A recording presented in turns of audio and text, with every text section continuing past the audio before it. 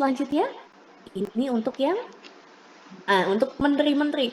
Aduh gimana ya, ini menterinya banyak banget, siapa duluan yang mesti saya sapa? Gitu, ini ada urutannya. Tapi Bapak Ibu mohon izin, biasanya meskipun, misalnya acaranya penyelenggaranya adalah Menhub, misalnya karena memang, peresmian, apa ya, kereta api cepat.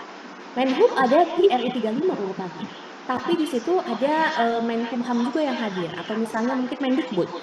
Ini kan urutannya Mendikbud dulu nih yang disapa, tapi karena yang apa ya, leading sektor atau yang punya acaranya adalah Menteri Perhubungan, biasanya Menteri Perhubungan tetap disapa di awal, begitu. Karena beliau yang punya acara dan biasanya beliau yang akan menyampaikan laporan dalam sebuah acara tersebut. Jadi beliau yang akan disapa terlebih dahulu. Jadi tergantung juga menyesuaikan siapa yang punya acara tersebut, begitu. Selanjutnya, Aojak. Ini di provinsi kita lihat gubernur, wakil gubernur nih, lihat Bapak Ibu ya, dan garis bawahi juga para mantan ini ternyata ada di urutan yang ketiga. Mantan gubernur, mantan wakil gubernur, bukan mantan Bapak Ibu atau Kang Teteh ya. Ya baik, silakan ini di sini kita bisa lihat, baru sisanya adalah Forkopimda seperti ketua DPRD dan lain sebagainya. Sisanya boleh dipelajari masing-masing di rumah. Selanjutnya tingkat kabupaten atau kota juga bupati wali kota, wakil bupati, wakil wali kota, dan juga mantan-mantan juga urutannya di sini. Jadi kita harus mengutamakan para sesepuh juga, para mantan biasanya kita sebut sesepuh juga, Bapak Ibu semuanya kita perhatikan sampai dengan yang terakhir Bapak Ibu nanti bisa langsung mempelajarinya sendiri di rumah begitu. Selanjutnya Ojak. Nah, baik. Mungkin kurang lebih tentang etika tentang keprotokolan kurang lebih seperti itu saja Bapak Ibu. Yang terpenting adalah tata tempat yang tadi saya sudah sampaikan, tata upacaranya, susunan acaranya itu biasanya saya ulang lagi, biasanya itu adalah opening, kemudian isinya itu opening atau doa, kemudian ya, lalu kemudian isinya itu ada laporan dan sambutan dan juga closing. Hanya itu biasanya kurang lebih, tidak akan jauh dari situ, nggak akan banyak ngayal ya begitu. Jadi seperti itu biasanya patokan dasarnya. Lalu Indonesia Raya, oh iya saya lupa. Pembukaan Indonesia Raya, doa, laporan, sambutan, closing. Itu kurang lebih untuk susunan acaranya. Baik, selanjutnya kita akan membahas tentang etika pembawa acara. Kita harus bersikap seperti apa sebagai pembawa acara yang baik dan profesional yang akan dibahas oleh Kang Adi. Silakan Kang Oke, Teh Adi. Cindy, terima kasih ya. Mengingatkan juga sambil kita apa namanya ya, memantapkan hati bahwasanya kenapa sih kita harus tahu juga itu susunan acara atau misalkan susunan siapa yang kami hormati, yang terhormat dan yang lainnya. Jadi biar kita tahu gitu ya, yang nanti laporan siapa, kemudian lagi yang sambutan siapa. Kadang misalkan dalam suatu acara ini 5 orang mau sambutan gitu ya. Ini kayak lomba pidato gitu ya. Sedangkan dalam acaranya, kalau misalkan acara singkatnya itu satu pembukaan, dua menyanyikan lagu kebangsaan Indonesia Raya, tiga pembacaan doa, empat laporan dari yang punya hajat atau leading sektor, kemudian lagi sambutan, misalkan ada selamat datang dari pejabat setempat dan sambutan dari pejabat tertinggi. Udah beres seperti itu. Nah, ini yang akan kita bahas selanjutnya adalah etika pembawa acara. Kita udah tahu ya akan teteh semuanya. Kalau misalkan berdiri dengan tegak, tubuh misalkan dengan dada bidang seperti ini tidak membungkuk itu hal yang baik, pola apa namanya postur tubuh yang baik gitu ya, posisi kita berdiri yang baik gitu ya. Nah ini saling mengingatkan saja. Kenapa? Karena pasti yang pertama kali dilihat adalah MC-nya dulu. Ini MC-nya udah siap belum dari mulai cara berdiri, laki-laki membuka kaki selebar bahu, perempuan apakah gimana kakinya, apakah eh, terbuka atau misalkan tertutup seperti itu. Berdiri senyaman mungkin. Jangan mau hanya terlihat baik atau cantik atau ganteng oleh orang lain, tapi juga kenyamanan juga. Misalkan kita nggak nyaman dengan menggunakan sepatu pentopel yang misalkan lancip di depan, itu nggak usah dipakai gitu ya, karena nanti kalian akan berdiri atau kita berdiri bukan hanya 5 menit, 3 menit, pasti berjam-jam.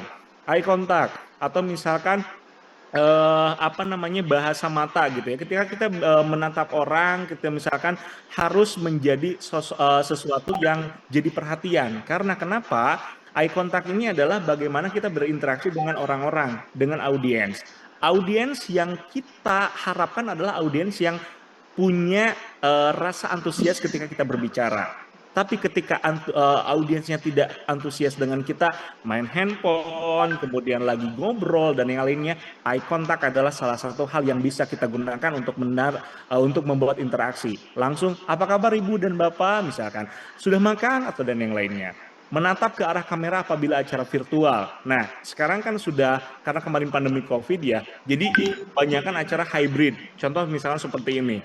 Supaya kita bisa merasa lebih dekat lagi, yang ada di depan kita, kita lihat kamera itu. Atau misalkan kita lihat kamera fokus kemana. Jadi selain kita yang ada hadir langsung secara fisik, tapi kita juga bisa berkomunikasi dengan aktif dan interaktif dengan yang ada di rumah. Menyampaikan salam pembuka dan salam penutup, pemilihan kata yang santun. Nah, di sini gimana kalau acara non formal itu kita bisa sesuaikan, tapi jangan sampai MC mengeluarkan kata-kata yang tidak baik gitu ya. Ingin apa namanya ingin terlihat happy gitu ya, ingin terlihat lawak, tapi misalnya kita menggunakan kata-kata yang kasar dan yang lainnya gitu ya.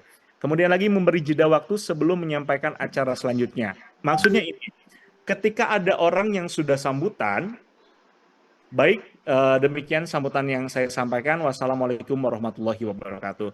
Tunggu orang tersebut duduk terlebih dahulu, baru kita masuk ke poin acara berikutnya. Nah, seperti itu. Lanjut. Coba. Melafalkan nama, gelar, dan jabatan. Nah, teman-teman, Akang Teteh semuanya dan kakak-kakak yang hadir pada kesempatan malam hari ini ada formula ya ketika kita menyapa para tamu undangan. Sebutkan jabatannya dulu, baru namanya. Contoh misalkan, hadirin tamu undangan yang kami hormati, selanjutnya akan kita dengarkan bersama sambutan Presiden Republik Indonesia. Yang terhormat, Insinyur Joko Widodo, kami silakan.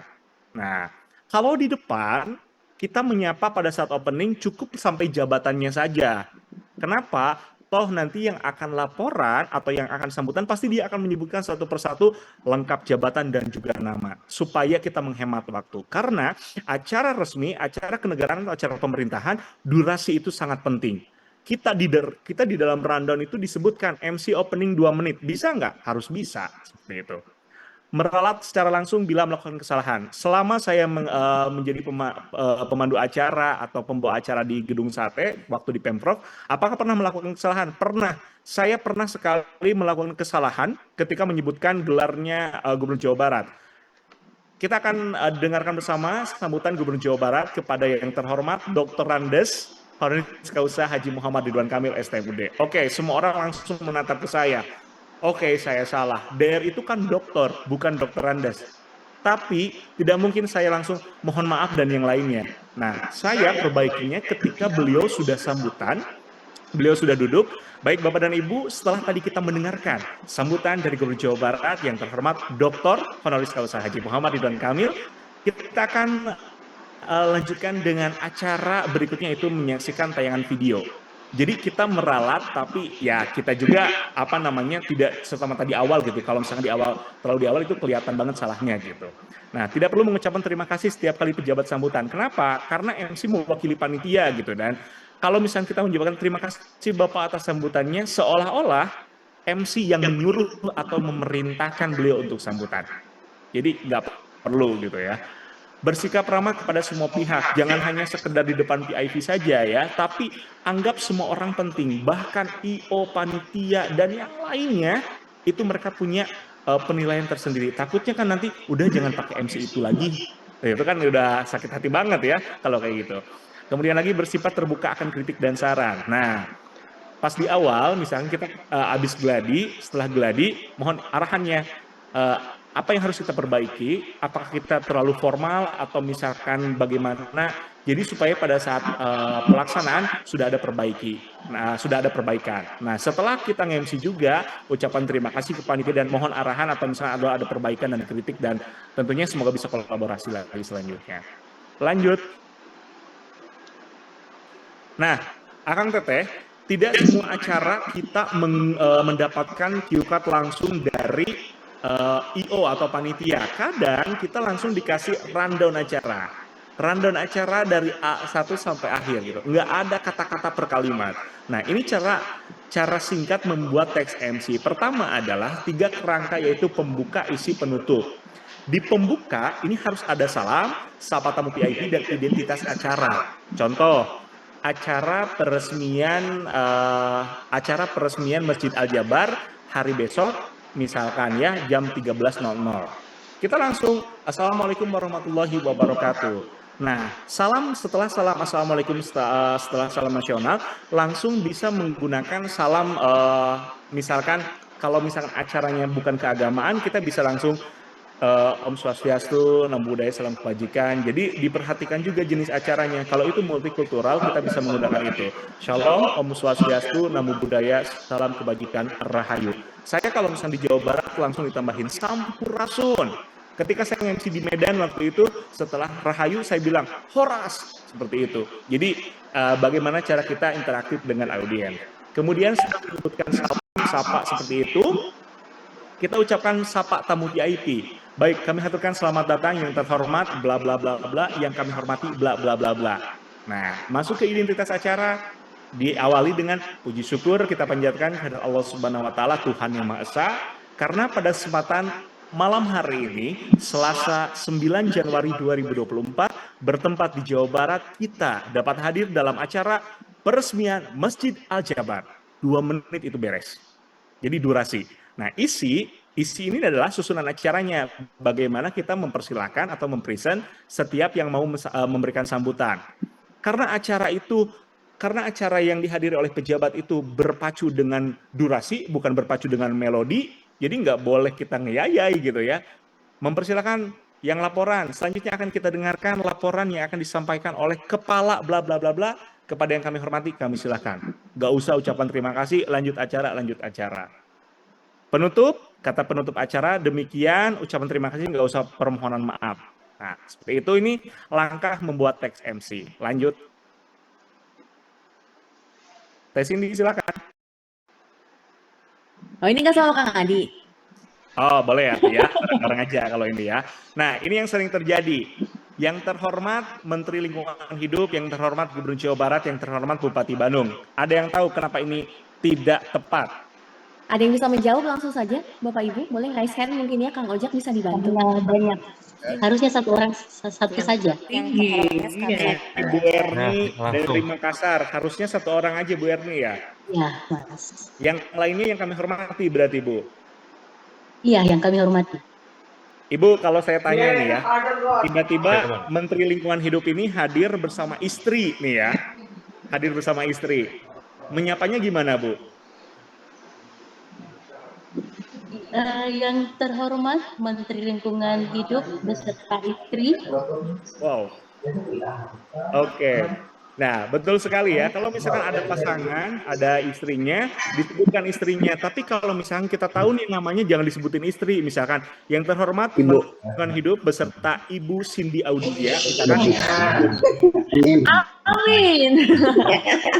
Oke, Mbak, mantap. Selanjutnya ini, untuk mempersingkat waktu, tepat atau tidak? Tidak. Itu tidak bisa dipersingkat. Waktu itu tidak bisa dipersingkat. Baik, terima kasih. Selanjutnya, kepada Bapak Profesor Adikus SPDMM, tepat atau tidak? Tidak. Kenapa tidak? Profesor tidak perlu ada Bapak. Jadi ketika ada gelar di depan, kalau misalkan Bapak Ibu tadi memperhatikan saya menyebutkan Insinyur Jokowi, saya tidak menyebutkan Bapak di depan. Jadi ketika ada gelar di depan, sebutkan gelar saja. Ah, takut nggak sopan, gimana? Karena pernah ada MC, Kang saya mau nyebutin Bapak Ibu aja, karena takut nggak sopan gitu ya. Pas disebutin kayak gitu, enggak Pak, Ibu ini ada aturannya kok. Ya udah kalau Ibu mau menyebutkan Ibu atau Bapak, nggak usah pakai gelar. Wah, saya kurang sopan juga ini. Ya Ibu maunya gimana? Seperti itu. Oke, selanjutnya menyanyikan lagu Indonesia Raya, tepat atau tidak? Bersama. Tidak. Menyanyikan bersama lagu kebangsaan Indonesia Raya. Bapak, oke. Yang tidak tepatnya adalah tidak adanya kata kebangsaan ya. Jadi menurut tidak ada, tidak bisa diganggu-gugat, menyebutkannya tuh lagu kebangsaan. Menyanyikan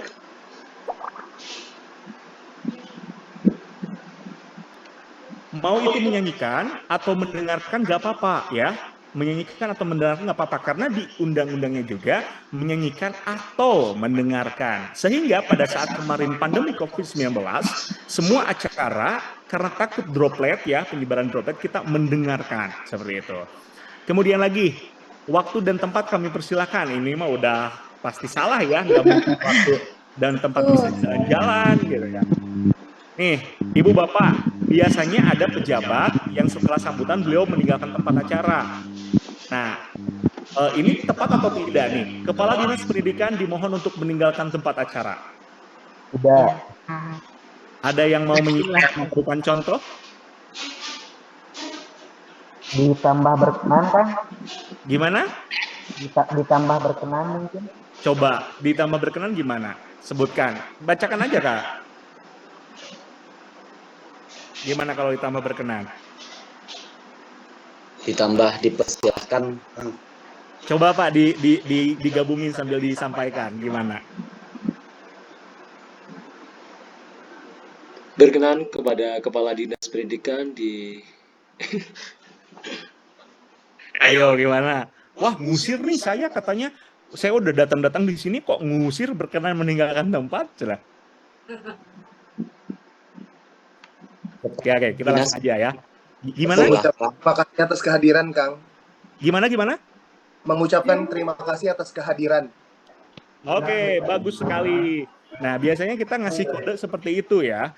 Terima kasih kepada Kepala Dinas Pendidikan Indonesia. Terima kasih kepada Kepala Dinas Pendidikan yang sudah hadir pada kesempatan hari ini dan selamat melanjutkan agenda kedinasan lainnya. Jadi selamat melanjutkan aktivitas. Betul. Jadi seolah-olah tidak mengusir. Oke. Yang mana lagi ya? Oke. MC itu nggak boleh menyebutkan susunan acara ya. Kenapa tidak diperkenankan? Karena itu acara itu bersifatnya fleksibel ya. Tiba-tiba ada perubahan dan yang lainnya.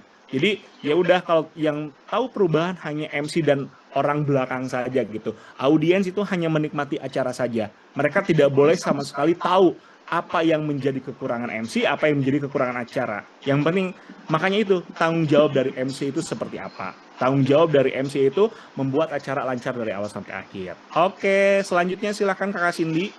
Oh, baik. Masih yang ini kan? Baik.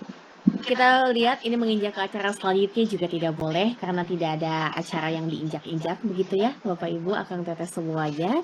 Lalu para hadirin yang kami hormati di sini, apakah ada yang kurang tepat ya? Para itu udah menunjukkan para. Betul sekali Ibu, ini adalah pemborosan kata, cukup hadirin yang kami hormati saja. Terima kasih kepada Bapak Gubernur atas sambutannya. Apakah ini Terima kasih kepada Gubernur. Mhm. Bapak aja. Sebetulnya jika memang tidak ada namanya, tidak masalah juga Bapak Ibu. Misalnya kepada Bapak Gubernur silakan tetap berada di. Jadi saya tidak mengapa kata Bapak. Dan ini maksudnya terima kasih kepada Bapak Gubernur atas sambutannya juga mungkin ketika diucapkan di akhir setelah beliau sambutan maksudnya. Memang betul, biasanya acara-acara yang formal itu kita tidak perlu mengucapkan kata terima kasih. Tapi terkadang Bapak Ibu kita juga harus melihat situasi, kadang kita harus fleksibel juga. Terkadang stage dengan tempat duduk VIP itu jauh jaraknya. Jadi ketika beliau berjalan dari panggung sampai ke tempat duduk kadang-kadang nggak enak ketika benar-benar tidak ada suara dan sangat hening. Jadi ketika terlalu jauh seperti itu kita menyesuaikan, tidak mengapa jika kita mengucapkan terima kasih kepada Bapak bla bla bla bla yang telah menyampaikan sambutannya, dan boleh apresiasi Bapak Ibu yang paling meriah untuk beliau misalnya, nggak masalah. Kalau saya pribadi selama acaranya memang tidak sangat formal atau yang benar-benar mutlak seperti upacara dan lain sebagainya. Kalau upacara nggak usah Bapak Ibu ya. Ketika inspektur upacara kembali ke tempatnya, tepuk tangan Bapak Ibu untuk inspektur upacaranya, nggak usah. Mungkin untuk acara yang seremonial saja. Seperti itu. Next slide lagi, Akang. Baik, ini adalah beberapa challenge Bapak Ibu yang biasanya dihadapi oleh MC. Yang pertama, perubahan countdown. Sudah pasti itu, apalagi acara-acara yang bersifat formal. Karena apa? Yang tadi saya sudah sampaikan. Biasanya ada kefleksibelan kehadiran dari VIP misalnya. Atau ada tambahan-tambahan sambutan misalnya dan lain sebagainya. Kemudian kesalahan nama jabatan, tadi Kang Adi juga sudah menyampaikan jika memang ada kesalahan seperti tadi Dokter Andes, harusnya dokter tidak usah langsung dikoreksi di awal jika memang tidak ditegur langsung begitu. Jadi biarkan saja mengalir, ketika setelah selesai baru kita koreksi di akhir setelah beliau sambutan. Seperti itu. Menyapa VIP di awal. Maksudnya di sini adalah terkadang kita harus memastikan ini VIP benar-benar datang semua atau tidak begitu kepada panitia atau kepada IO. Kang, ini VIP-nya bener ya datang semua. Ini yang mana? Yang nggak hadir yang mana? Yang hadir yang mana? Tapi yang terpenting adalah yang hadir yang mana. Kalau yang nggak hadir nggak masalah, kita sebutin aja. Lebih aman kita menyebutkan yang tidak hadir daripada tidak menyebutkan yang hadir. Begitu. Jadi kita harus memastikan itu kepada panitia atau kepada IO. Lalu, bagian sapaan yang juga menantang adalah bagaimana nih ketika VIP datangnya terlambat? Apakah kita perlu menyapa lagi? Selamat datang kami ucapkan kepada Gubernur Jawa Barat, itu datangnya terlambat beliau. Kalau menurut pengalaman saya, sebaiknya mungkin boleh disebutkan beliau hadir untuk audience notice, beliau telah hadir, tapi mungkin redaksi kalimatnya itu lebih baik. Tidak perlu mengucapkan, ya selamat datang Gubernur Jawa Barat, terima kasih telah hadir. Atau misalnya, akhirnya Pak Gubernur tiba juga bersama dengan kita. Itu menunjukkan sekali kalau Pak Gubernur terlambat. Nanti malah orang-orang ini gubernurnya telat, begitu kan. Jadi kita ubah redaksinya. Bapak Ibu misalnya, Bapak Ibu tamu undangan yang berbahagia, Alhamdulillah Gubernur Jawa Barat sudah hadir di tengah-tengah kita. Di tengah-tengah kesibukan beliau tetap meluangkan waktunya untuk dapat menyapa kita semua yang sudah hadir di sini. Boleh apresiasi yang paling meriah untuk Bapak Gubernur Jawa Barat. Itu kan beda ya, menyapa juga tapi tampak seperti mengapresiasi Pak Gubernurnya, bukan menunjukkan beliau telatnya gitu. Jadi Pak Gubernur juga akan yang lebih oke gitu. Pak Gubernur datang terlambat tapi meluangkan waktunya karena sibuk begitu, bukan karena Pak Gubernur telat yang dinotis oleh audiensnya. Jadi cukup memainkan redaksi kata saja. Terlambatan VIP yang tadi saya sampaikan barusan, kemudian kesiapan pengisi acara. Kita mesti memastikan Bapak Ibu, memang biasanya IO atau panitia yang memastikan pembaca doa sudah ada atau belum, dirijen sudah ada atau belum, tapi kita juga sebagai MC harus kembali mengkonfirmasi kepada panitia, LO atau mungkin kepada IO, ini pembaca doa sudah ada belum? Ini dirijen sudah ada belum? Karena sering sekali, tidak sering mungkin ya, beberapa kali saya pun harus merangkap menjadi dirijen dan juga menjadi MC. Begitu, bahkan menjadi pembaca doa. Begitu pernah, karena ternyata memang tidak hadir atau belum hadir orang yang akan mengisi acaranya. Agak sedikit kerepotan memang. Akhirnya kalian berbahagia, misalnya menyanyikan, mengawali acara, menyanyikan lagu kebangsaan sendiri. Berarti harus ada dirijen gitu. Dirijennya ternyata tidak ada. Kita harus masuk dari mic, kita langsung masuk dan juga untuk langsung memimpin lagu kebangsaan Indonesia Raya. Itu adalah sesuatu hal yang cukup menantang, di mana memang MC juga ternyata dituntut untuk multi talent, harus segala bisa gitu, minimal dirijen itu bisa. Nah, lalu doa. Saya pernah juga, ini pengalaman yang cukup mengesankan. Waktu itu saya membawa acara di sebuah acara. Acaranya memang tidak terlalu serius, jadi serius tapi santai begitu, tidak terlalu sangat kaku begitu. Saya membawakan acara, kemudian mempersilahkan doa, ternyata yang membaca doanya belum siap.